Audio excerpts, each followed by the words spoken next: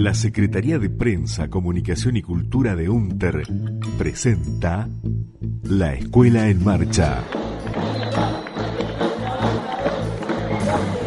Pascual Mosca, ahora.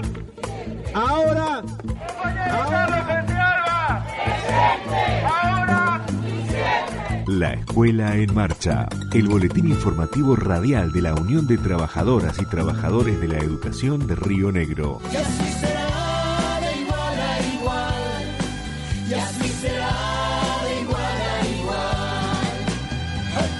Hola, aquí comienza un nuevo programa de La Escuela en Marcha. Saludamos a FM La Continua 88.3, radio socioeducativa del Instituto de Formación Docente de El Bolsón. A FM Patagonia 103.5 de Sierra Grande. Al sitio web Río Negro en fotos de Viedma. A FM 107.5 Radio Millennium Patagonia de Dinahuapi. A FM 98.9 Radio Municipal Seferino de Chimpay. A FM 89.7 Radio Galas de Cipolletti. Y a través de ellas a todas las radios que semana a semana nos permiten llegar con el programa a toda la provincia.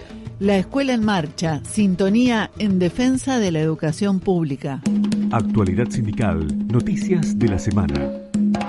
Audiencia paritaria con el gobierno. El pasado lunes 14 de julio se realizó la audiencia paritaria en la Secretaría de Trabajo en Viedma. El sindicato exigió una recomposición salarial real que impacte en el sueldo básico y en el neto, que sea remunerativa y bonificable, que ningún docente quede con su sueldo por debajo de la línea de pobreza, que se eliminen todas las sumas por agente y sean todas por cargo. Se reclamó también la necesidad de generar una mesa de revisión del nomenclador docente. Se defendió la legitimidad del paro como medida de fuerza ante los reclamos salariales no escuchados por el Ministerio y se requirió la devolución de los descuentos realizados en los haberes del mes de junio. El acta paritaria será analizada y debatida en las asambleas de las seccionales para definir los mandatos que se llevarán al Congreso Extraordinario que se realizará este viernes 18 de julio en Roca, Fisquemenuco. Silvana Inostroza, secretaria general. La propuesta salarial tiene que ver con un 1% al básico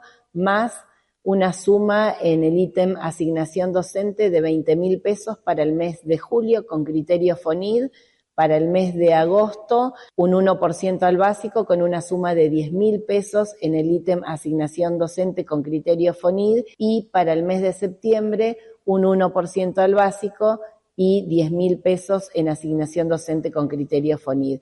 Más allá de eso, reclamamos que sea retroactivo, que se contemple el mes de junio, en el cual los trabajadores y trabajadoras de la educación no tuvimos ningún tipo de aumento y la oferta consta de un bono de 40.000 pesos por agente por única vez, como son todos los bonos, a pagar la última semana del mes de julio. En este congreso que vamos a llevar adelante el viernes, para lo que las seccionales convocarán a asambleas anteriormente, definiremos en cada una de las seccionales cómo es el procedimiento de nuestra toma de definiciones para después definir en conjunto en el Congreso. Sabemos que es una época compleja, el receso invernal, las vacaciones de invierno, pero les pedimos a todos los compañeros y compañeras de la provincia que hagan el esfuerzo de participar tanto en las asambleas como en el Congreso para que la definición que tomemos sea la más participativa posible y que podamos definir de conjunto qué hacemos con esta propuesta salarial. El Ministerio de Educación expresó que era el mayor esfuerzo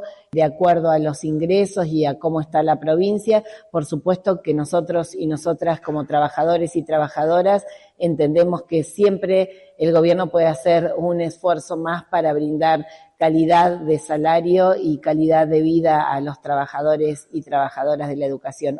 Fue muy extensa la paritaria, con mucha discusión, en la que por supuesto sostuvimos los planteos de la gremial y bueno, esta es la propuesta final que nos hace el Ministerio de Educación. Teniendo en cuenta que el Congreso va a ser el viernes anterior al inicio de clases, la importancia de la participación para la toma de definiciones sabiendo que tenemos que definir entre todos y todas no solamente si aceptamos, rechazamos o declaramos insuficiente esta propuesta, sino también en ese sentido si volvemos a la escuela el día lunes o si realmente hacemos efectivo el paro de 48 horas que habíamos definido en el Congreso anterior.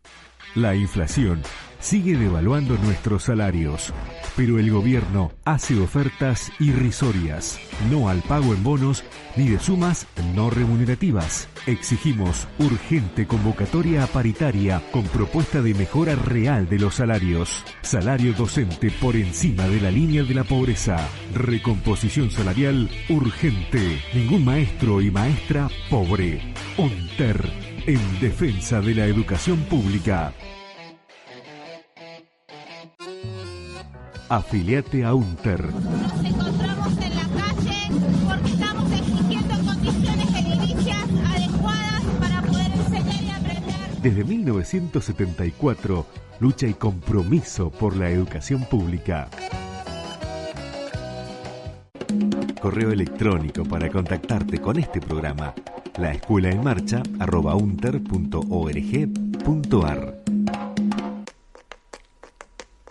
Ecos del Congreso, Educación, Estado y Democracia, el desafío de educar y organizarse en tiempos difíciles. Poner en valor la defensa de derechos, la defensa de la escuela pública, la defensa del derecho a la educación, la defensa de la educación sexual integral. Y tratar de pensar juntos con ustedes para evitar ser pensados. Les aseguro que es lento, pero viene. Es lento, pero bien. A lo largo de estas semanas seguimos compartiendo testimonios de lo vivido en el aniversario número 51 de nuestro sindicato. Para que sigan resonando las reflexiones de un encuentro que invita a seguir andando nomás. Hay que seguir andando nomás. Hay que seguir andando.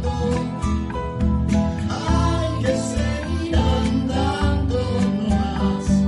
Hay que seguir andando.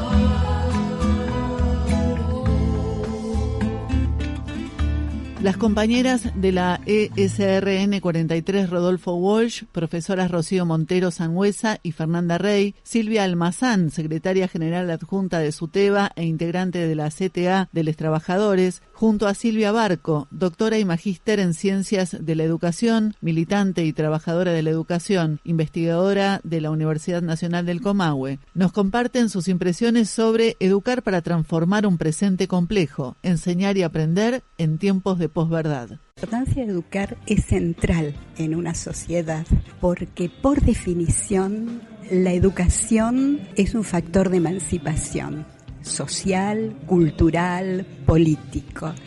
Educar es abrir la puerta para todos y todas, en la igualdad de la condición humana, a apropiarse de un corpus de conocimientos, de saberes, de herramientas teóricas, metodológicas, de lectura crítica de la realidad social y ensayar estrategias, tener herramientas para ensayar estrategias para construir alternativas, para construir justicia, dignidad e igualdad. Esa es la tarea de la educación y eso es la escuela pública. En este contexto, digamos, que estamos transitando, no solo en la Argentina, donde avanzan las concepciones de derecha, fascistas, pero también a nivel mundial, digamos, es fundamental el acceso a la educación, que haya políticas públicas y financiamiento para garantizar el derecho social a la educación, porque en las escuelas tenemos que poner a circular todas las lecturas posibles, todos los conocimientos, la pluralidad de lecturas respecto a la realidad, porque necesitamos construir nuevas herramientas para transformarla.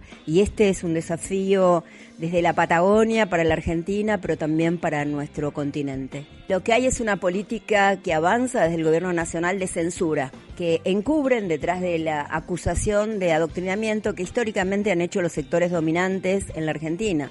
Es decir, nadie se quejó, por lo menos estos sectores que acusan a los docentes de adoctrinamiento, cuando se repetía la historia mitrista que ocultó tramos de la historia o tergiversó lecturas de la historia. Entonces, para nosotros es muy importante decir que lo que enseñamos tenemos la convicción que aporta precisamente para pensar que cada estudiante, un niño, niña, adolescente, joven, adulto o adulta, pueda construir fundamentalmente el conocimiento y la capacidad de transformar su vida en presente y en futuro, pero además de una transformación colectiva. Por eso no quieren que enseñemos la historia, que recuperemos la memoria histórica de nuestro pueblo, de nuestras luchas, de nuestras formas organizativas, que podamos compartir un análisis reflexivo de lo que hoy, a través de las distintas formas de un discurso de odio, intentan seguir fragmentándonos socialmente. Por eso creo que lo que nosotros hacemos es enseñar con una concepción de lectura crítica de la realidad para transformarla. Nos atraviesa el malestar social, las distintas formas que el conflicto social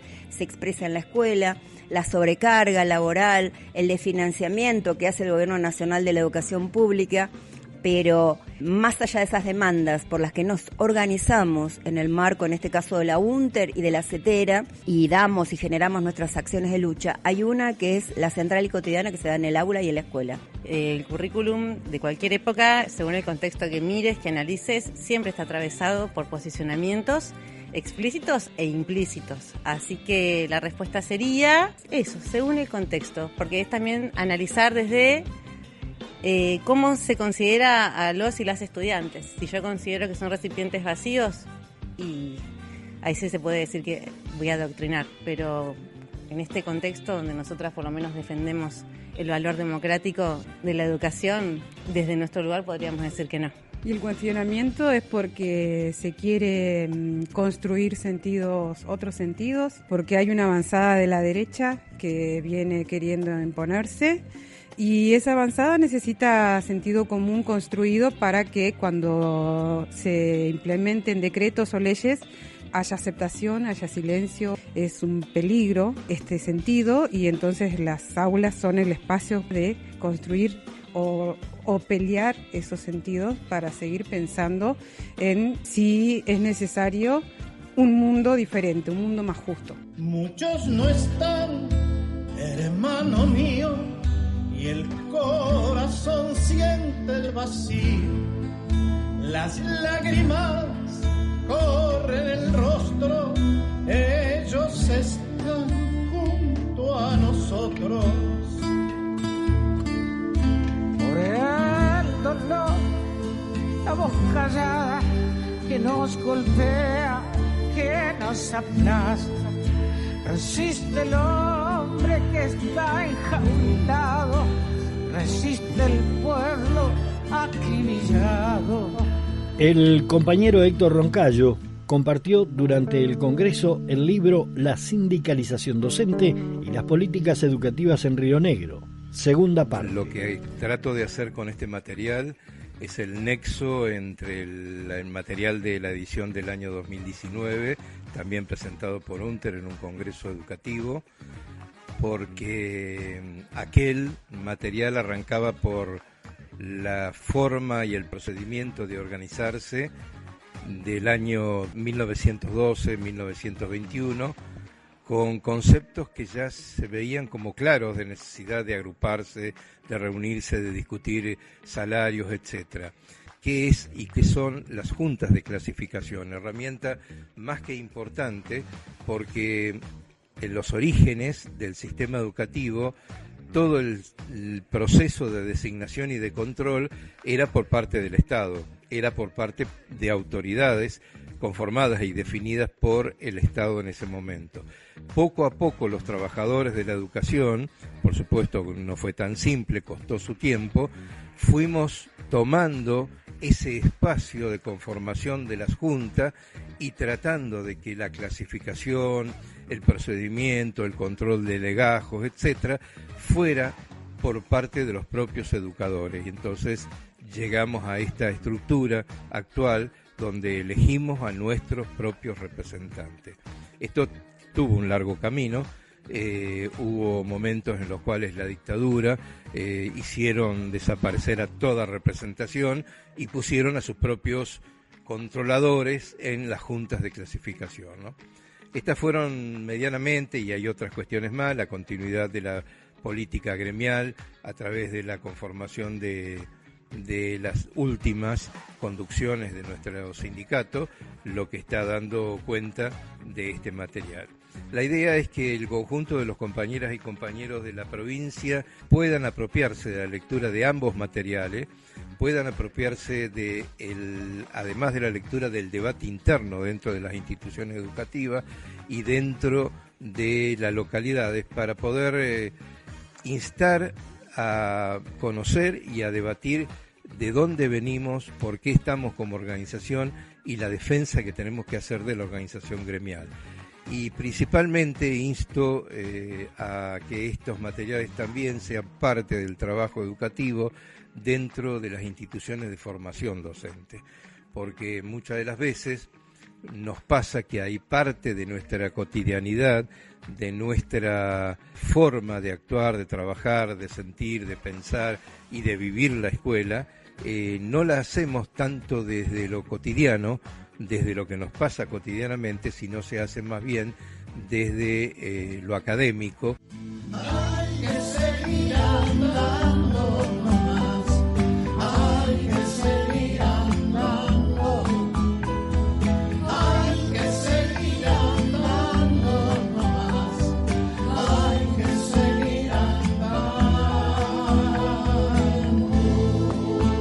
En el marco del Congreso Pedagógico Político Sindical por los 51 años de la UNTER, estuvo también participando Silvina Peirano, profesora de Educación Especial, especialista en Sexualidad y Diversidad Funcional, docente de ESI, de la Educación Sexual Integral. La idea es que nos cuentes sobre tu participación en el Congreso. Estuviste ahí facilitando, coordinando el taller La sexualidad como un hecho cotidiano y no extraordinario, narrar la ESI y la discapacidad. ¿Nos querés contar qué resonancias tuvo, qué preguntas anduvieron ahí rondando? Claro que sí. Para mí, además decir, permíteme que diga esto porque enmarca la historia, la biografía de este taller, ¿no? De este, yo te diría de este reencuentro con la UNTER, con los y las compañeras de la UNTER, con los docentes.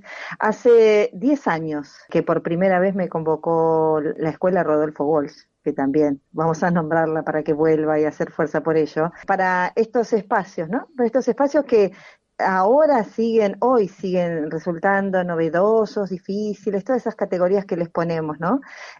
Imagínate hace 10 años. Así que ahí empezó ese andar, ese posicionamiento, ese hacer los temas que siempre han sido temas, pero que alguien tiene que jerarquizarlos, problematizarlos y sobre todo traerlos a esto, ¿no? A hacerlo un hecho de encuentro, un hecho político, pedagógico.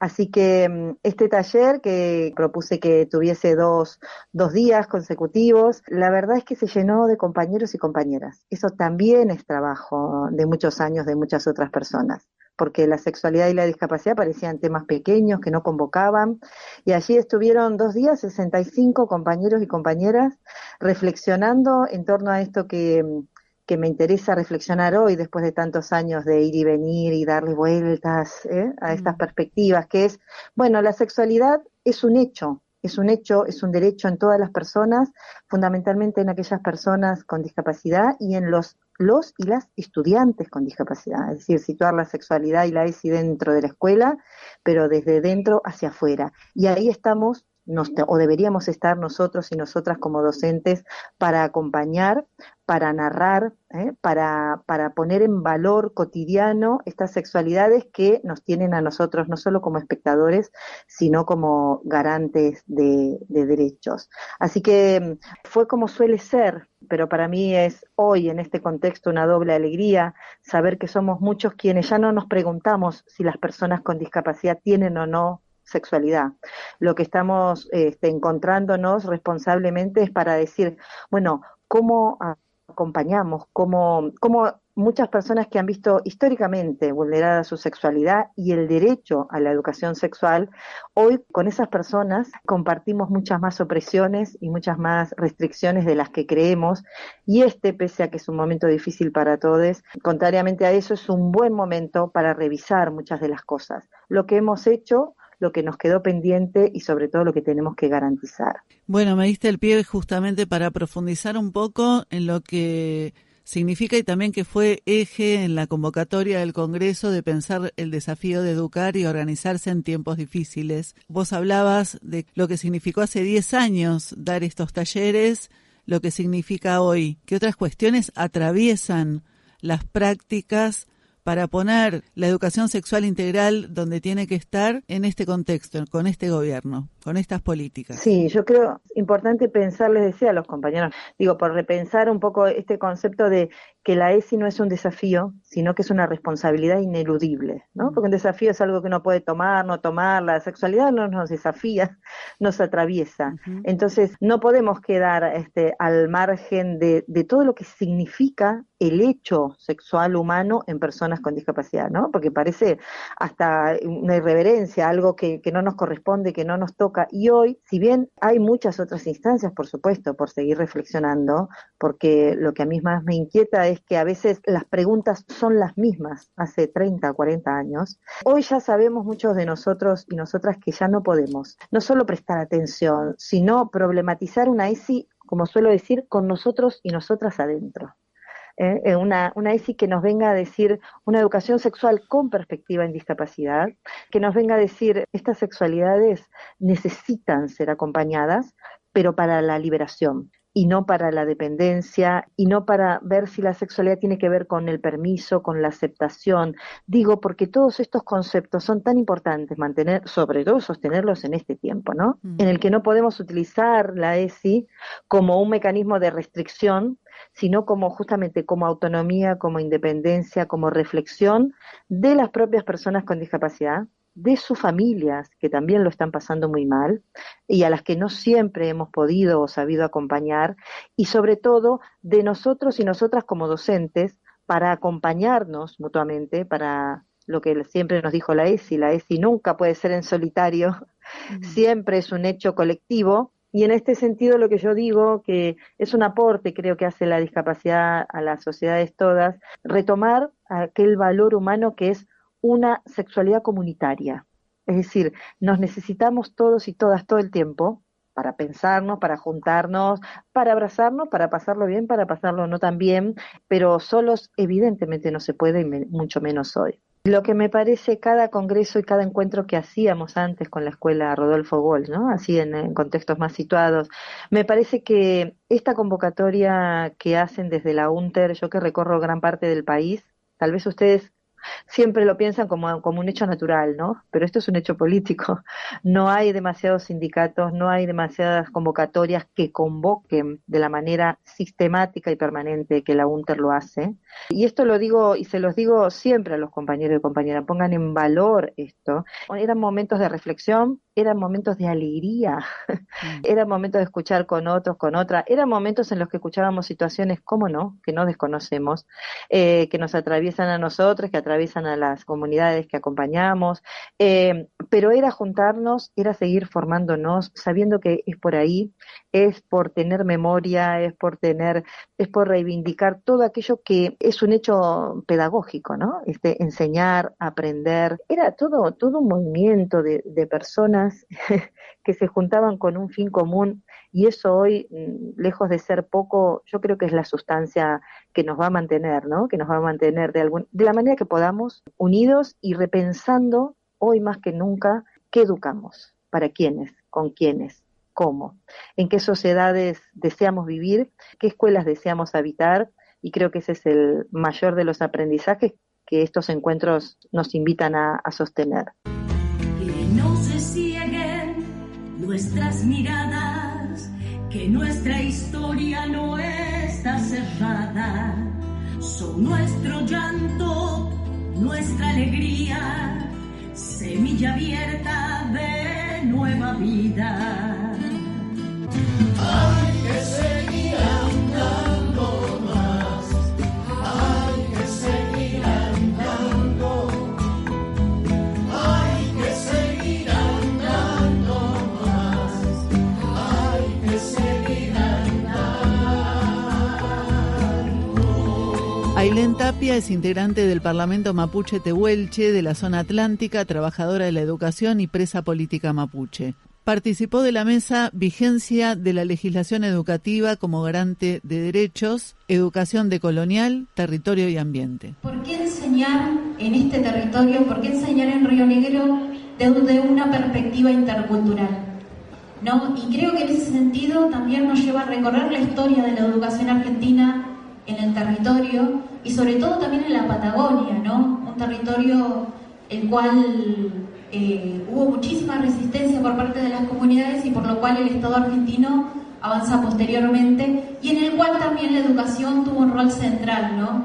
Cuando pensamos en la conformación del Estado argentino a través de un genocidio fundante de ese Estado argentino, la educación tuvo un rol y ese rol fue un rol civilizatorio, un rol de homogenización del pensamiento, donde se establecían escuelas hogares, donde está en la memoria emotiva de nuestros abuelos el recordar cómo a muchos de ellos de esos campos de concentración los iban separando, las familias eran separadas y los niños, las infancias mapuches, tehuelches terminaban en esos espacios que lo que hacían era homogeneizar su pensamiento, borrarle su cultura, su idioma, sus creencias, su espiritualidad.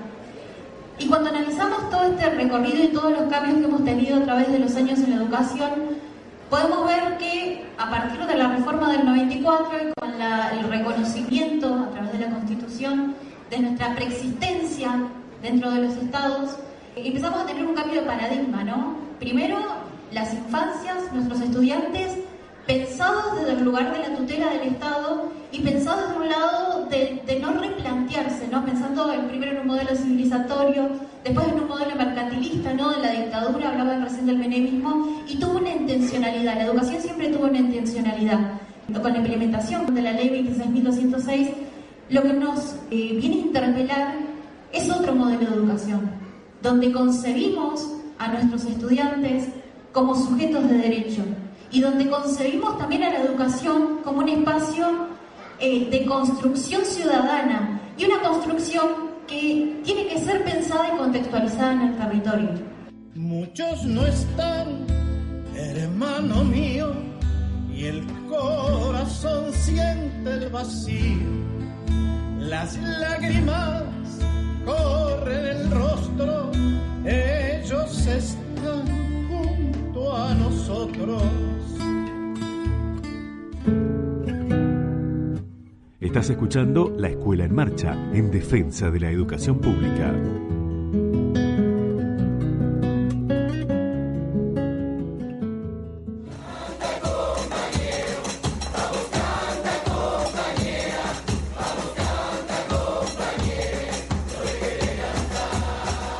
Historia nuestra. La madrugada del 15 de julio de 2010, Argentina se convirtió en el primer país de América Latina en aprobar el matrimonio igualitario. Ese día ganó el amor en una sociedad que decidió ser más justa, más inclusiva y más humana. Un derecho ganado que seguiremos defendiendo. Besarse en los rincones oscuros. Besarse frente al rostro del guarda. Besarse en la puerta de la santa catedral de todas las canalladas. Besarse en la plaza de todas las repúblicas o elegir especialmente aquellas donde todavía te matan por un Sodomo y Gomorro beso. Besarse delante de la foto del niño que también fui y sentir que me hace un guiño para que siga, que no pare, que no interrumpa, porque le gusta ese beso. Besarse sabiendo que nuestras salivas arrastran besos denegados, opacados, apagados, cercenados, mutilados, hambrientos, que no son solo los nuestros, que tus labios y los míos, mientras rajan la tierra, la construyen. Y hay una historia de besos que el espanto no ha dejado ser, y que por eso te beso, las beso, me besás y besaremos, por eso el beso. Hay que seguir andando más, hay que seguir andando, hay que seguir andando más, hay que seguir andando. Hasta aquí La Escuela en Marcha. Nos volvemos a encontrar la próxima semana. Gracias.